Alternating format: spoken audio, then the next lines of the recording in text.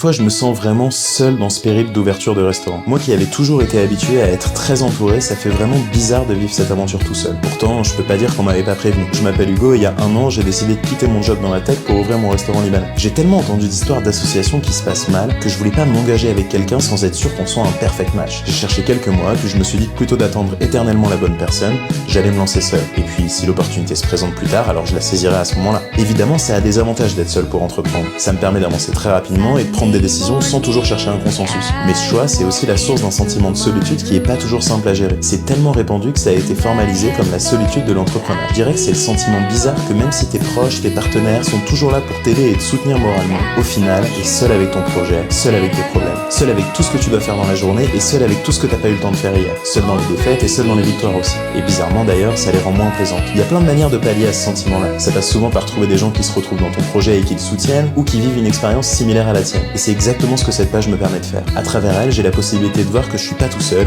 et que vous êtes tous là à regarder ce qui se passe et à attendre que Mazmez prenne vie. Alors merci. Merci aussi pour les opportunités et les rencontres que ça m'a permis de faire de gens qui, comme moi, vivent ces étapes en ce moment. Encore une fois, j'ai pas de mots pour exprimer ma gratitude, mais je pense que le meilleur moyen de vous remercier, ce sera de concrétiser cette aventure de fou, parce qu'une chose est sûre, une fois que le restaurant aura ouvert, je serai pas tout seul dedans. En attendant, je vous mets la recette du couscous perlé en description, parce que mine de rien, un bon repas, c'est aussi un excellent remède contre la solitude.